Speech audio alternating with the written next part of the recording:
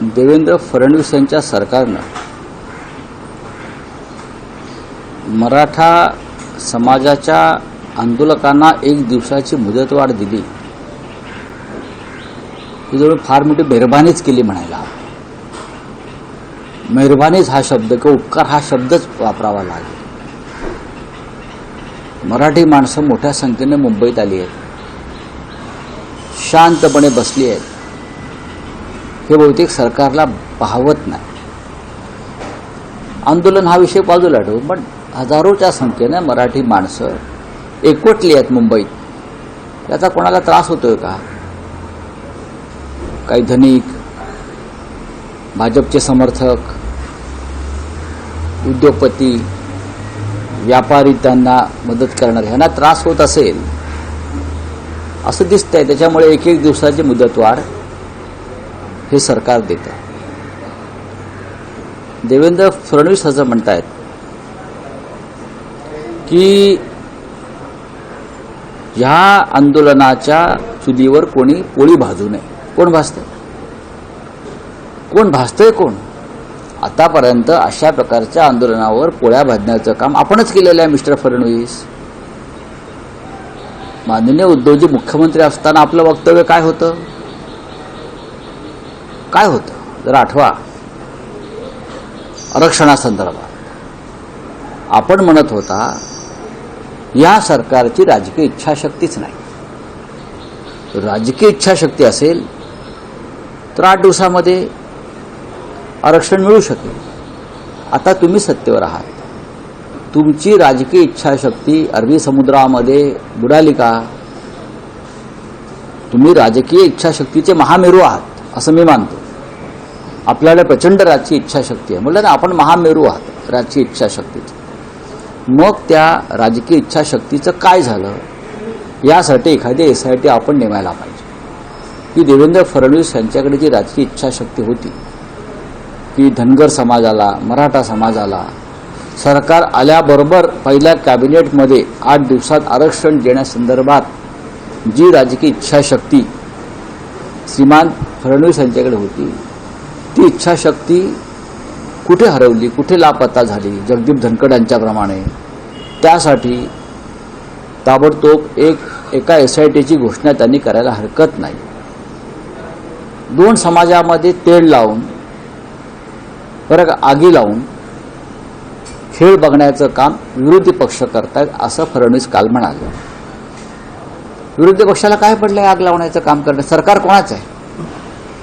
सरकार कोणाचं आहे? सत्ता कोणाची आहे? गेल्या काही काळापासून आम्ही कशाला आगी लावू? 2 समाजामध्ये आगी लावून निवडणुकामध्ये उतरण्याचं धंदे आपले आहेत. हे विधानसभेत आम्ही पाहिलं, त्याच्या आधी पाहिलं आणि आताही आपल्याला साधारण त्या दृष्टीनेच आपण महाराष्ट्रातल्या 2 प्रमुख समाजामध्ये तेढ निर्माण करून राजकीय पोळी भाजण्याचं काम आजचे सत्ताधारी एकत्रितपणे करतायत. जे 3 पक्ष आहेत, हे तिन्ही पक्ष एकत्रितपणे आपली राजकीय पोळी भाजून समाजाला वेठीत धरण्याचं काम करतायत. मुंबईमध्ये पावसामध्ये, चिखलामध्ये गैरसोयी सहन करून एक मोठा समाज या राज्यातला रस्त्यावर आहे, चिखलात आहे. त्या संदर्भात आपल्याला सहानुभूती असायला पाहिजे की ही माझी प्रजा आहे, ही माझी जनता आहे महाराष्ट्राची. पण आपल्या चेहऱ्यावरती मला कुठेही सहानुभूतीचा लवलेश दिसत नाही. टॉयलेट्स नाहीत, पाणी नाही, हॉटेल्स बंद करून ठेवलेले आहेत असं त्यांचं म्हणणं आहे आंदोलकांचं. यासाठी राज्याचे मुख्यमंत्री म्हणून, गृह खात्याचे प्रमुख म्हणून आपली काही जबाबदारी आहे की नाही? आंदोलकांच्या मागण्याविषयी मतभेद त्यांचे असू शकतात सरकारचे, पण या आंदोलक जे आहेत त्यांच्या मागण्या आम्ही मान्य करू हे सांगणारे तुम्हीच होतात विरोधी पक्षात असताना. जी राजकीय इच्छाशक्ती म्हणताय तेव्हा तुमचीच उसळून वर आली होती, आता कुठे दबली? या सगळ्या प्रश्नांची उत्तरं मिळणं गरजेचं आहे. केंद्रामध्ये नरेंद्र मोदी यांचं सरकार आहे. हा विषय केंद्राच्या अखत्यारीतला जर असेल तर सरकार सुद्धा महाशय आपलंच आहे.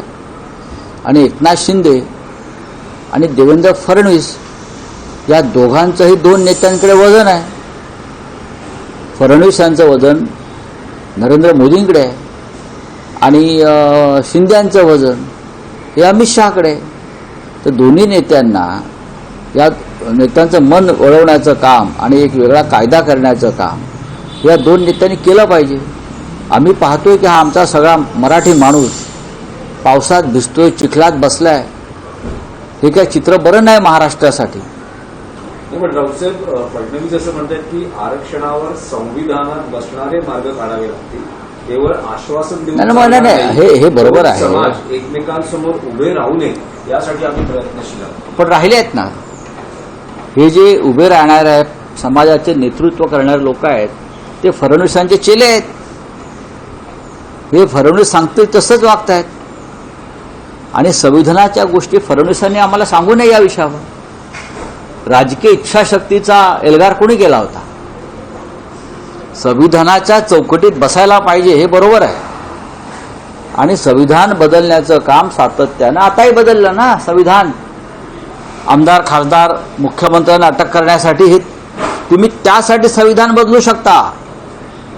आपले जे राजकीय विरोधक आहेत, मुख्यमंत्री, मंत्री, आमदार, खासदार, त्यांना गुन्हा दाखल केल्यावर 30 दिवसामध्ये पद सोडावं, अटक करावी, यासाठी आपण संविधान बदलू शकता. बदलले ना आपण. मग महाराष्ट्रातला जो मराठा समाज आहे बहुसंख्य, तो त्यांच्या आर्थिक आणि सामाजिक मागण्यांसाठी रस्त्यावर उतरलेला आहे अनेक काळापासून. मग त्याच्यासाठी तुम्ही संविधान बदलायला हरकत काय?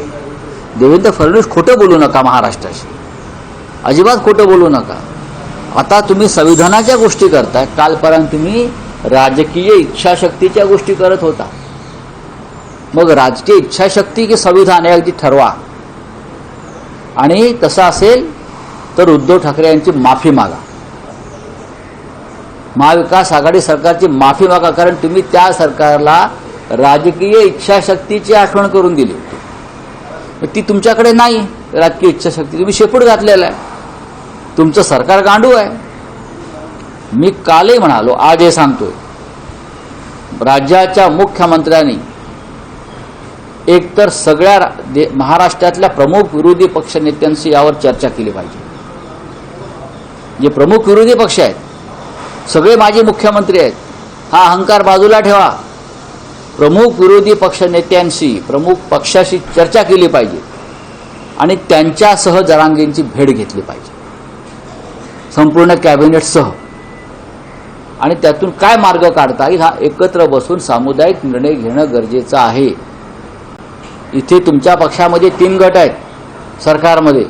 मिंद्यांचा विषय वेगळा आहे, मिंदे आंदोलकांना वेगळ्या पद्धतीनं मदत करतायत फडणवीस अडचण आणण्यासाठी. देवेंद्र फडणवीस यांची भूमिका वेगळी आहे, ते परशुराम महामंडळवाले आहेत, बरं का. आणि हे जे आहेत मिस्टर अजित पवार, हे चीनच्या भिंतीसारखे तटस्थ आहेत, त्यांची काही प्रतिक्रियाच नाहीये. अशा परिस्थितीमध्ये राजकीय इच्छाशक्ती येणार कुठून? आणि संविधानामध्ये संविधानाची चौकट बदलणार कशी? आणि या सगळ्यामध्ये मनोज जरांगे पाटील यांचे प्राणपणास लागलेले आहेत आणि हजारो जे त्यांचे समर्थक आहेत, मराठा समाजाचे आंदोलक आहेत, ते रस्त्यावर पावसामध्ये भिजत बसलेले आहेत. पण राऊतसाहेब, महायुती सरकारमधले मंत्री, नेते असं म्हणता आहेत की उद्धव ठाकरे यांना मुख्यमंत्री असताना सर्वोच्च न्यायालयात आरक्षण टिकवता आलं नाही, हा एक भाग. आणि मराठा आरक्षणासंदर्भात बोलवलेल्या सर्वपक्षीय नेत्यांच्या बैठकीतही उद्धव ठाकरे उपस्थित नाही. बघा, ते असं आहे की आपल्या खांद्यावरचा ढेकून झटकण्याचा हा प्रकार आहे. हे फक्त ढेकून आपल्या खांद्यावरचे झटकू शकतात. राजकीय इच्छाशक्ती आमच्याकडे नव्हती, हे देवेंद्र फडणवीस यांची भूमिका होती. गेल्या 5 वर्षापासून साधारण आता ते सत्तेवर आहेत, आधीची 2.5 वर्ष त्याच्या आधी. मग आता आणा ना राजकीय इच्छाशक्ती. न्यायालयानं दिलेलं आरक्षण नाकारलं असं म्हणतात, याचं कारण संविधान आहे, कळलं? हे जर या मूर्ख मंत्र्यांना कळत नसेल, महामूर्खांना, म्हणूनच संविधानाची चौकटीचं भाषा जी करतायत देवेंद्र फडणवीस, त्यासाठीच करतायत. तुम्ही घाईघाईने ते तेव्हा दिलं. तुम्ही संविधानातील कलमांचा अभ्यास केला नाही. तुम्हाला संविधानामध्ये काही बदल करावे लागतील आणि त्यासाठी तुम्हाला नरेंद्र मोदींच्या दरबारात जावं लागेल. देवेंद्र फडणवीस यांनी जावं आणि करून घ्यावं. संविधानाची चौकट पाळून तुम्हाला जे काय करायचं आहे ते करून घ्या.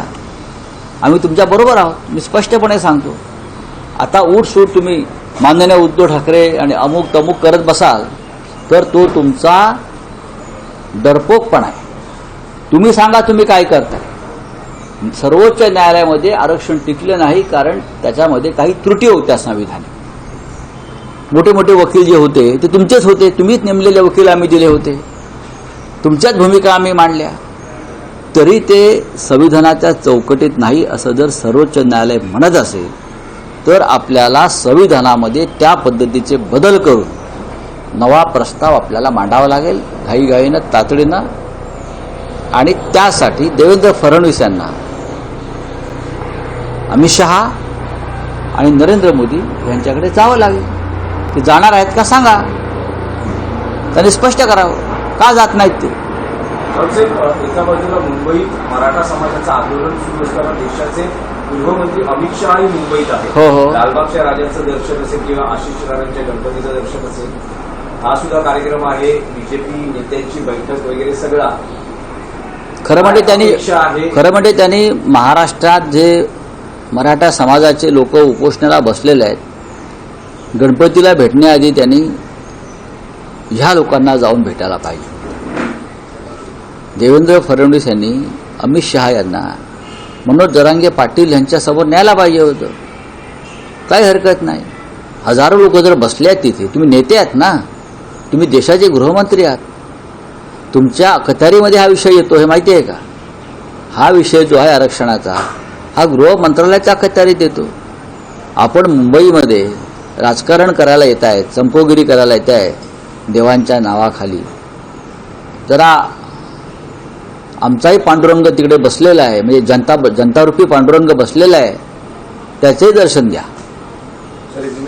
बोलिए. एक दिन बढ़ाया तो क्या मेहरबानी की क्या.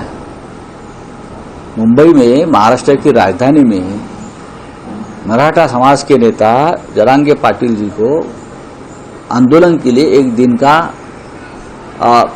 उनका बढ़ाया है. ये मेहरबानी नहीं है.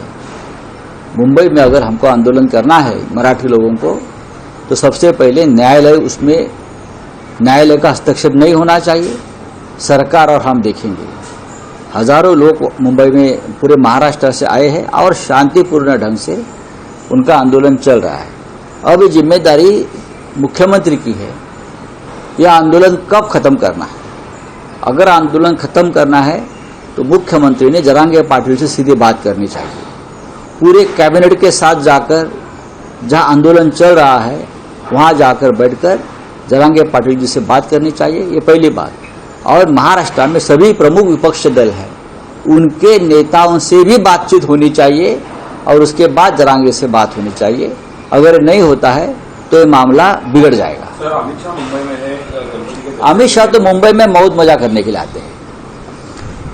आप मुंबई में इतना बड़ा आंदोलन चल रहा है, केंद्रीय गृह मंत्रालय के अंदर ये बुरा मामला आता है ना आरक्षण का. जाकर मिलना चाहिए जरांगे पाटिल जी को और उनसे बातचीत करनी चाहिए. मैं देश का गृह मंत्री हूं, ये अहंकार छोड़ना चाहिए.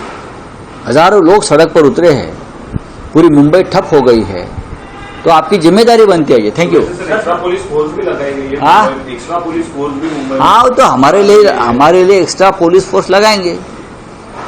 जब ये कबूतर वालों का आंदोलन होता है तो एक्स्ट्रा पुलिस फोर्स नहीं लगता है. एबीपी माझा, उघडा डोळे बघा नीट.